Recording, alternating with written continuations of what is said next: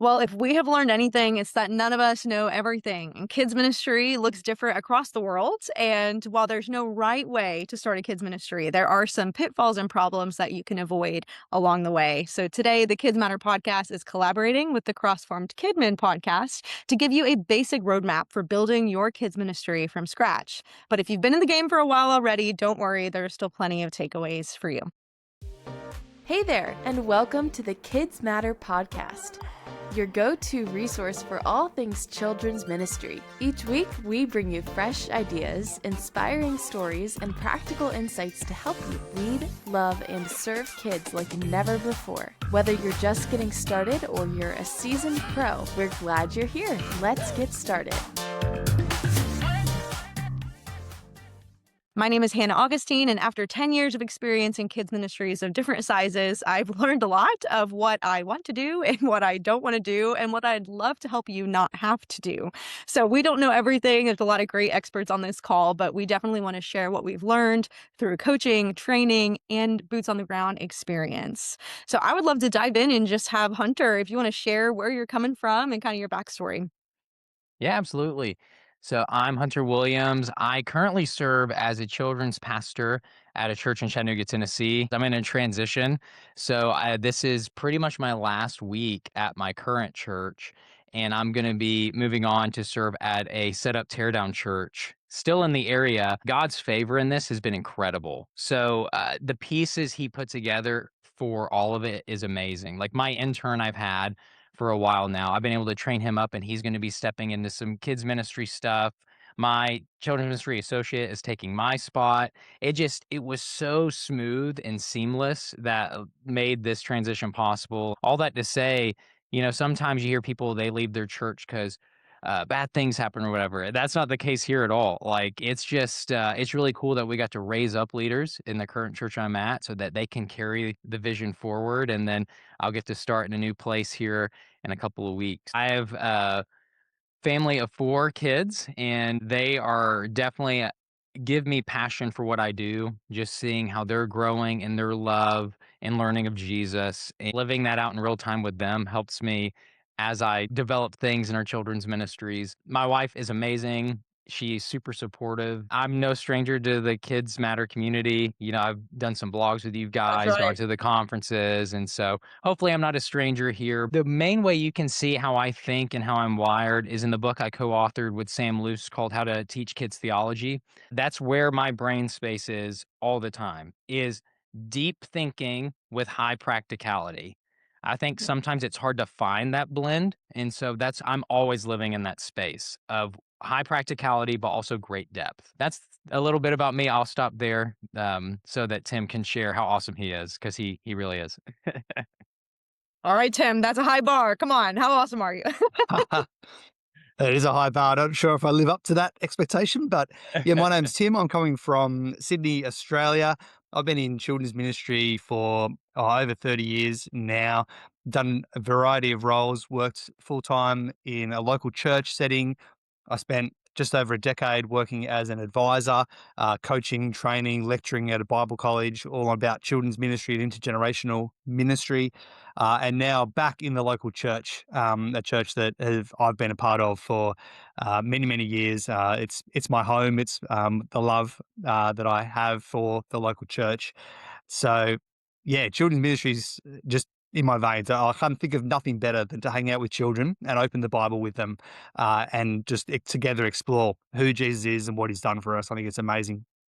So that's my passion. I've got a family, wife, 2 high school kids. So I'm completely out of my depth, having specialized in children's ministry. Got no idea what to do with teenagers, but we muddle along all right. And again, I'm very thankful for the intergenerational church who walk alongside us as we raise our kids to know and love Christ.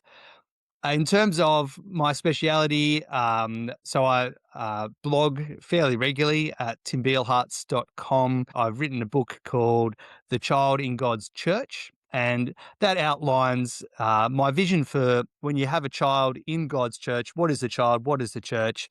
And when you put that together, what should you expect? And outline children's ministry, family ministry, intergenerational ministry, and so kind of walk through that so people can find a bit more of my in-depth thoughts if you look for that book. And I'll also get to co-host not just the Cross Formed Kids podcast, but another podcast that I do with my church called The Shock Absorber, and it's all about how do we help both sort of young people, old people, mature, immature, all different variety of people come together and learn from the strengths of each other. So it's deeply embedded in that sort of generative, intergenerational piece. So that's a key part of what I do as well. That's fantastic. So if you're listening, you're getting a lot of great resources to follow up with after this. I don't have a book yet, so I am behind, obviously. But I helped write the KidMin Academy textbook, so maybe that's something. But super excited to have y'all here and be sharing and kind of turning towards this idea of how do you start from scratch. I think if you're listening and you've been in it for a long time, it may be, okay, how did I even start? Or a lot of times when you're beginning in a role, you are inheriting something. So we'll kind of talk from that lens as well. But for anybody listening too who's saying, hey, I've never done this and I want to step in and do it well, where would you guys say, maybe we start with you, Hunter, where would you start? If you were, as you are, about to kind of start from scratch, what are you thinking through as you step into that? Yeah, I definitely was thinking through this. And before we get started, I want to say to the audience, if you've got listeners who've been in KidMin for a long time and they're a veteran, sometimes episodes like this are helpful because we can get so caught up in the busyness of kids ministry that we forget the basics. And the basics is the bread and butter of kids ministry. It's like in any sport, right? If you try to get too fancy, you may lose because you're trying too much. Like I remember one time when I played basketball, and I know that's hilarious. If people have met me in person, I'm not very tall, so the fact that I played basketball is hilarious. But when I remember one time we were in the playoffs and we went against this team that it looked like we were a shoe to beat them. Like it shouldn't even been close. And that team beat us. And it's because we were trying too hard to pull off things we shouldn't have. We were trying to be fancy. And I remember my coach saying, like, you know what killed us is we forgot the basics. And so just as an encouragement to listeners, don't forget the basics. Come back to where you started, that foundation, and because that's always where you need to be. If you get off that foundation, no matter how pretty the outside looks, you've got to have that strong foundation. As I'm looking to jump into this next church, I was really thinking, about this question of, man, where do I start? There's so many things. My brain's always moving. It's like there's so many things I could do in the start. I kind of boiled it down to two words, which is clarity and community.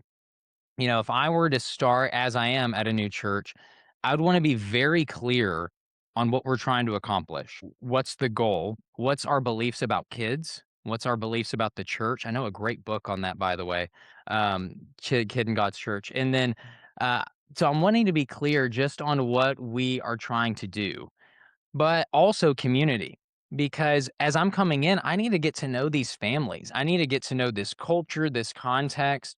Because what can happen if I'm missing either one of these, there's going to be something. If I have clarity without community, it's going to lead to isolation. It's going to lead to lack of trust from both volunteers and parents. And it could lead to just a mechanical ministry. We're like, yeah, I'm clear on our programming, our policies, our vision, all that stuff, but I haven't built this trust, this camaraderie around me. So it just kind of feels like we're going through the motions. But on the flip side, if I have great community, but I'm not clear on what we're trying to accomplish or what gets us from where we're at to where we want to be, then it's going to lead to frustration. It's going to lead to a lack of fruitfulness. It's going to lead to a poor stewardship of what God's given us. And so when you're starting out, the two words I would give you is clarity and community. Really spend a lot of your early time, get to know those families. Call them up, text them, grab coffee with them, get to know where these parents are at. Get to know your church and its culture. Really get to know your staff. That's your team. And then, now that you're clear, or you built that community, be clear too on what you're trying to accomplish. And I think if you do that, it'll go a long way as you're building out these other things we'll cover in this episode. You gave 2 C's and you mentioned a third, which was kind of what I had jotted down was culture. And I think whether you're starting from scratch or stepping into an existing culture, that is going to really determine a lot of what you do. And I have been in multiple environments where culture was great. I've been where culture looked great and was sneaky underneath and maybe was a little poisonous, right? And can rip your ministry apart. And so being able to step in and say, what is the culture that my pastor, our church, what are we together trying to create? And with that in mind, start as you mean to go.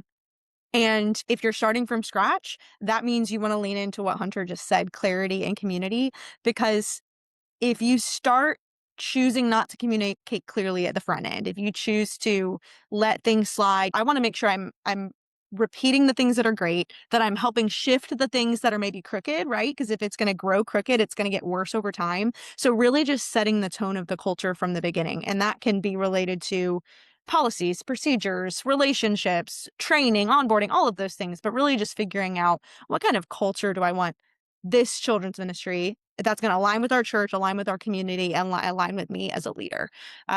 What about you, Tim? What's one place you would start? Yeah, Hannah scratched off pretty much everything I had written down on my list. One, maybe a fourth C to add to the conversation that I had written down was curiosity. And so I was thinking about this in terms of what Hunter just said, in terms of, what's the demographics of your church? Who's in there? Who have you already got? Who are the families? What age are the kids? Are they fringe? Are they regulars? What's their family makeup? All of those different things. Be deeply curious about who God has put in front of you at this particular moment. They're going to be the starting place. And then the other curiosity is to step out into the wider community of the local suburb, the city, the parish, whatever you've got, that area that you are kind of responsible for and have missional impact into. And think about, okay, well, where do children and families hang out in these spaces? What are the schools? What are the clubs? What are the spaces? What are the community spaces? What are the sports that they're playing? Where are the parks that they hang out? Where are the families who are in your area that you are praying for, missionally engaged with? And the piece to put those two together was the overlap, because that's where gold is going to be found, where the children and families of your church are already embedded in these spaces and may be able to create relational links where you can partner together to mission to those who don't yet know Jesus and communicate beautifully to them in ways that help them to understand who Jesus is. So that's how I'd add. Love that. Look at us with the C's. Fantastic. So now that we've got kind of our starting place, I'd love to move to what are some building blocks that if you were, again, kind of building this, you've got your foundation. And I'm going to go because I think I'm going to say what Hunter's going to say, and he would take everything. I was going to say theological accuracy, and I'll let you elaborate because I know that's your sweet spot. But making sure, am I building a foundation that's going to be theologically sound and is going to carry us forward? There's a lot of different ways we can do that, but having that foundation, intentionality, teaching your leaders and yourself, like I'm going to be intentional with the interactions I have, from the in-person ones to the emails I send to the social media posts, whatever that is. But when you think of a kid, I know for me, when I think back to childhood and children's ministry, it was the intentional moments that adults took with me that changed my life. It wasn't just great programming or I couldn't tell you what curriculum we used or if we had a curriculum, but it was the intentional discipleship and care that shaped who I am today and made me want to maybe go into children's ministry. And then safety. And I know we never want to elevate safety above like the theology and all of those things, but if your ministry is not safe, I think it's Jessica Beeler has said, if your ministry is not safe, parents aren't going to bring their kids to your ministry, especially in the world we live in today with such an emphasis on safety and concern, which is positive, right? So do what you need to do. And I don't want to be prescriptive, but you need to look into things like background checks. You need policies, procedures, volunteer manuals, whether that's training videos or, figure out what that's going to look like to have those things in place. Vet the people that are coming on your team. It is a pain in the rear end to do on the front end, but then you will sleep well at night knowing that you have done everything you can do to have team members who are trained, equipped, secure, that you can have full confidence in, and that then you can tell your families they can have that full confidence in. When it comes to theology, our theology is not only shown in what we speak or teach, it's also shown in our practices. So an Okay. unsafe church has a poor theology of children Mm. because if you really believe they're made in the image of God, that they have full worth, you're going to do everything you possibly can to make sure they're in a safe environment. Another So, thing too, safety is it's kind of that pathway to them connecting with God. Because if they're in a safe environment, they're prone to feel safe and listen and trust you. And that primes them to hear the gospel you proclaim. So safety to me, that's very high up there. If you can't keep kids safe, it's better for them just to stay in the sanctuary instead of being somewhere unsafe. So safety is huge. You touched on theology. I kind of wrapped a word I like to use is identity, where identity is your theology, your vision, and your values. That shapes who you are as a ministry. Your theology, your vision, and your values. And getting clear on that, that has to be one of the first things you get clear on. Because the way I define vision, it's your destination. So you can't bring a ministry along with you if you don't know where you're going. In vision, you need to be very intentional in how you put that together. And then your values, those are your deep seated values that determine your decisions, right? So the way you value certain things with kids or within curriculum or within volunteers or within parents, all that gets together and it shapes the decisions you make. So be clear on what your values are in your ministry. Like a good example of that, when we were trying to choose curriculum when I started at this church a few years ago, there's hundreds of curriculum on the market. It's ridiculous how much is out right. there. Um, and so I was like, hey, instead of us looking at all 100, we'll filter them through our 4 big values. And after filtering all these curricula through our 4 values, we ended up with 3 to look at Wow. because those were the only 3 that fit our 4 values very well. And so again, when you have vision, values, and you're rooted theologically, decision making is easy. That's why this needs to be one of your first building blocks. One thing that a lot of kids ministry leaders struggle with is making good decisions because you're going to get a lot of voices telling you what you need to do, but this gives you conviction. I'm a big person on conviction. If you want to lead with conviction and confidence, it comes with your theological rootedness, your vision, and your values. So we talked about identity, safety. Obviously, you've got to think through your weekly ministry. I'll just word it that way. This could be the curriculum you're using every week. This could be your programming, how you're formatting your ministry around that curriculum. You've got to have that down. That is the meat and potatoes of your ministry. Like there's events and other things, but those are secondary, honestly. What is the meat and potatoes of your ministry is what you do every week. And if you don't get solid at what you do every week, I would say you need to hold off at looking at things you don't do every week. So get good at the things you do every week, where you're teaching the kids faithfully every week, where you're connecting with them well relationally, where you're connecting with those families. Tim, what are some that you have building blocks that you've got on your end? Oh, I thought you were going to talk about your buckets because you've helped me clarify my thinking on that as well, Hunter. Yeah. So if you've listened to any of Hunter's other podcasts or heard him speak, you may have talked about his 4 buckets. You're thinking about your children, you're thinking about your volunteers, you're thinking about your parents, and you're thinking about your curriculum. And that's a really helpful framework that I've got now in my mind that I think through those things. The other one is, I suppose, I'll stay in my lane and think about the different spheres of discipleship that I've written about. And when I think about how the child interacts with the church, as I mentioned before, I'm thinking about the children's ministry. So this is the ministry specifically directed to children. I want that to be really quality, and we use some of those things that we've already talked about. I want to think about family ministry. I want to think about the way in which God has given the household to be the primary place of discipleship and how church leaders can partner with the parents and the parents can partner with the church. And often those 2 places can pull against each other and feel like they just want, oh, I just wish the parents would think more like a church. And the parents think, oh, I wish the church would acknowledge the struggles that I have and be more like the family. But when they actually come together, it's really powerful. So there's a whole family ministry field and conversation which people might be aware of that's happening in that space. And the third sphere of discipleship is that intergenerational church, to actually embed the children into the whole church program. So they're not only in their specialized teaching moments and specialized community moments, but are also being integrated into the whole body of Christ, so that the whole body of Christ can share with each other. And so that intergenerational piece is really key as well. And when I think about a child in the church, one of the key things I'm thinking of is that place of belonging. I want them to feel like this is their church. And I'm sure we've all had experiences, and you can kind of see that shift between the child that comes to church because it's their parents' church and the child who comes to church because it's their church. And they would come regardless of whether their parents came or not. That shift, there's multifaceted reasons why that shift happens, including spiritual realities that we are not in control of. But that's really powerful. And so doing what we can to, in God's strength, work on that belonging piece so that this child feels that this is their church, and they have ownership and belonging in that space. That's a really key part of what we're driving towards in our ministry with young people. Mm.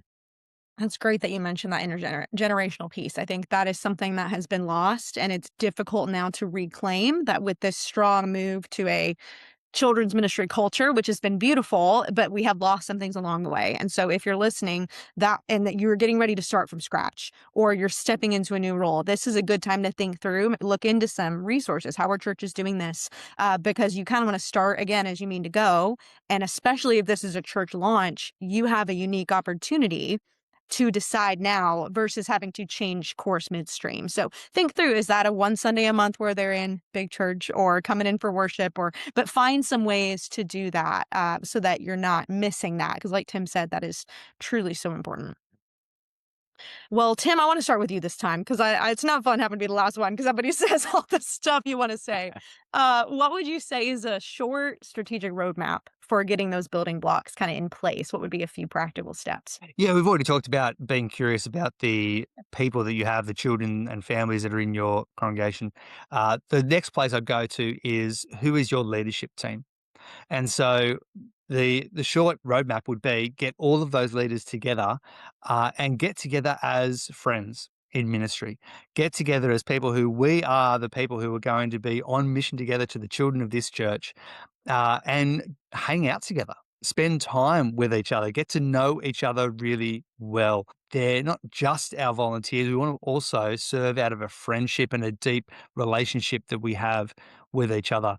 So get to know your leaders really well, spend time investing in them, and it will pay off when you then turn up on your Sunday and you actually minister out of the relational depth that you have with each other as leaders. So don't neglect your volunteers. Make sure you have them as key people, key friends, key allies in the task that you have been set aside to do. The other thing, and we've kind of already touched this already, but would be contacting all the families, texting them, phoning them, having coffee with them, gold star if you can have a meal in their house. Just spend time getting to know them. And again, child discipleship, child mission, it's a slow relational process. And that's good. That's exactly how God has designed it to be. It's not a quick fix. It's not a quick thing. So lean into the slowness of relationship with leaders, volunteers, slowness of relationship with families. Enjoy that process. Enjoy getting to know people relationally. So that would be a couple of key things to get on that roadmap for. I was trying to think of an acronym. I don't know if the words I chose are the best.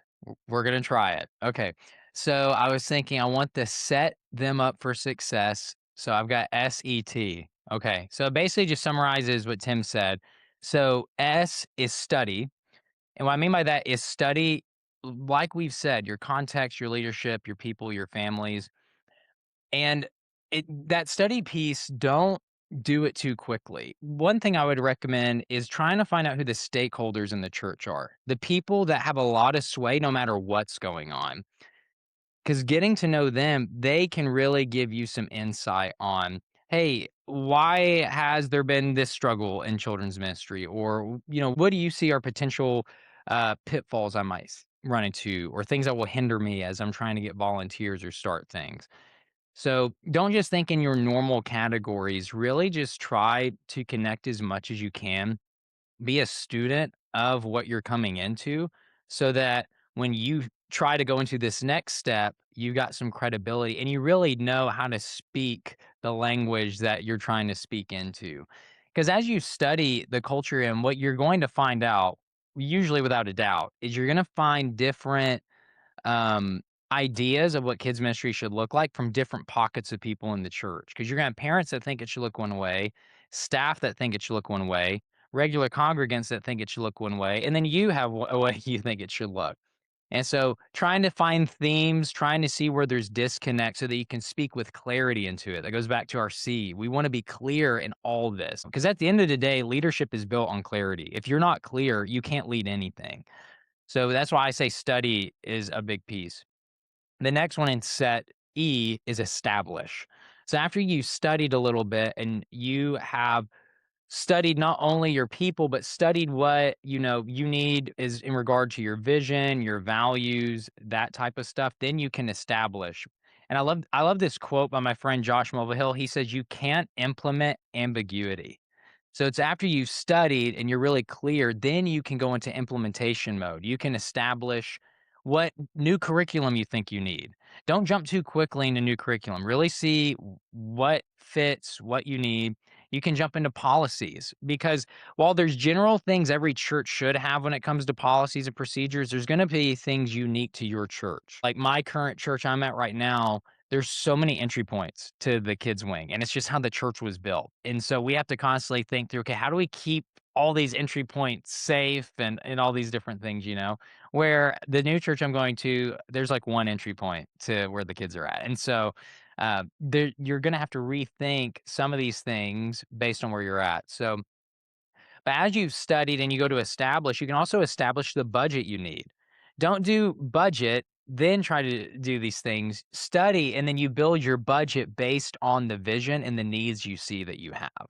Budget should always be vision based. And then after you are able to start establishing programming, policies, budget, all of these things, that leads to the last T in set, which is train.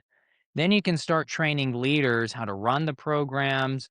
You can start doing trainings on the policies, train your people how to think in terms of your vision instead of just strictly getting Sunday to Sunday done, because vision leaks. So you want to train people consistently in that vision where you're striving. So that's the roadmap I tried to think of. There's probably better words but it's No, all that's that I great. could find that fit in the word set, which is study, establish, and train. So think through that. Now, depending where you're starting at, each of those steps may take longer or shorter than you like. But yeah. So hopefully that will set you up for success. Well done with who doesn't love an acronym? We've had alliteration, now we've got an acronym. This has Man, been great. crushing it. Oh my word. I would just say this kind of leads into the last thought, which is what is the biggest pitfall that you see new KidMin leaders falling into? I think we see it in our Facebook community. I think I've been there where there's this feeling of, well, I thought I was going to be with the kids. Like I thought I was just going to love on some kids and teach some kids the Bible. Right. And you will, don't be discouraged, but also being aware that what Hunter and Tim have been sharing, right, is that a lot of this is going to be done through volunteers. It's going to be you ministering to parents, to grandparents, to aunts and uncles, siblings. So I think come in with a clear understanding of what God has called you to do. Work hard, like Hunter said, to build that identity, the vision, the values, the theology, so that you can come back to that and say, okay, wait, who am I as the leader of this ministry? What is this ministry called to be and do? And that even helps as you're building your team that Tim mentioned. You're going to know, what do I need to hold on to? What can I give away? I'm a big fan of you should give as much away as you can. Yeah. And you should give away even the things you're good at. But I've learned from experience, I need to hold on to some of the things I'm good at and that I love doing, even if it's only occasionally, or I'm going to lose that vision and I'm going to lose the joy for what I'm called to do. So even as you're looking into, I'm stepping into this role, I'm balancing responsibilities. Maybe you're listening and you're very administrative and you're super excited for, children's ministry is very administrative. So you're thrilled about that. A lot of us stepping into ministry are very relational. And so knowing you're going to have to do all of that administrative stuff, the budgets, the curriculum organization, all of that may feel volunteer scheduling, may feel overwhelming. but saying, okay, how can I still incorporate the things that I'm gifted in that I love? How can I find people to come alongside me to do the things maybe I'm not as gifted in that I maybe don't love? And how do I stay rooted to that identity that Hunter mentioned at the beginning? That would be, as we're thinking of pitfalls and things that people can fall into. Don't let yourself become disillusioned when things get hard, when things feel weird at church, when somebody says something to you, you didn't, maybe doesn't feel right or sit right. You need to be able to come back to that place of calling and who you are and why God has brought you there. Yeah, I think the opposite of what we've built up as the positive, the negative there, and Hunter's already touched on this a couple of times, but when we don't know our theology and we don't know our strategy, then we end up with really chaotic practice. And so we need to know what your children's ministry philosophy is. Why do you do what you do? What does good look like? So thinking through those kinds of things. If we don't have a good understanding theologically of who the child is, what the church is, what children's ministry is, if we struggle to articulate our strategy of this is how we're implementing what we believe about those things theologically into our practice and able to do those steps, then not only will you not know what you're doing, which if you're brand new to children's ministry, it's totally fair that you are coming in for the first time and you're struggling to know what to do. But beyond that, you won't know why you're doing things. And that's the key part. If you don't know why you're doing what you are doing, you're going to struggle. And Hunter's already kind of flagged this. You'll get blown around by every different craze, every different podcast episode you listen to, every different article will send you off in a slightly different direction. You won't know how to prioritize all the advice that you're given. You won't know how to say yes now or no later or no, not at all. Every parent, volunteer, child, community, like they'll all have different feedbacks. And if you don't have a clear understanding of your theology and your strategy and how that's leading to practice, then you're going to come unstuck in those different areas. So yeah, even if you're brand new, to be thinking about, spend some time thinking about why you're doing what you're doing and help that to shape what you actually do week to week, day by day as you minister to your kids. Yeah, the go along with that, one that came into mind for me is it's so easy when you first come in to be so driven by people's opinions because you're going to get a lot of opinions right out the gate and you want to make people happy. You don't want to come in right away and make people mad. That's why I'm big on being a convictional leader, learning the why to what you're doing. But what can happen is a pitfall is you start prioritizing secondary things above essential things, and you don't even realize you do it. Like you'll come in and focus on making a new event or how things are decorated or adding another night of programming before you started thinking through how do I best connect with families and teach them to disciple kids at home? How do I make sure our weekly ministries are fruitful? And how am I gauging that? How do I even know if they're fruitful? So it can get easy to prioritize secondary over essential things when you first come in, just because you're thrown. Kids ministry is such a wild thing when you start it. There is so much that is expected of kids ministry leaders that people just don't see. I loved what you said, Hannah, about giving things away. A pitfall is you feel like you have to do everything yourself to prove yourself. You don't have to do everything yourself. A phrase I love, I don't know where I heard it, but leadership is not doership. Leaders, their call is to lead people, and you do whatever you can to make sure you best lead them there. And oftentimes, the best way to lead people to where they need to go is by giving things away, by sharing the load. I think that what goes along with that is being honest about what your weaknesses are. No leader ever wants to be honest about those things. But when you're honest about, well, here's what I'm strong at, so I need to stick with this, but here's things I'm not good at, and having people rise up to help you with those weaknesses, that's okay. So if you haven't heard anything else, it's okay that there's things you're not good at in kids ministry. I'm not good at scheduling volunteers. It's a tedious thing that goes against every fiber of how my personality's wired. I can do it, but my ministry associate, she is incredible at it. So why would I do it when she's so much better at it and is like wired for it? And so just being honest of there's things you're not good at and it's okay to admit that. It doesn't make you a worse leader for it. Absolutely. Those are some great thoughts. And I so appreciate y'all jumping in. And there are great ways, like Tim said, you don't want to just run with everything you hear on every podcast. So take time to discern this and say, Lord, what of this do I need to apply to my ministry? And what will it look like? You may apply it, but it may look different than what we've described. So, take away, hope there's some great takeaways. We'd love to see you on the KidzMatter Podcast or the Cross Formed Kids Podcast. Great ways to connect with us. Grab those books from Hunter and Tim. They would love to have you dive into those, and I'm sure they'd be happy to chat more about them too. But guys, thanks for joining us today, and we'll see everybody next time.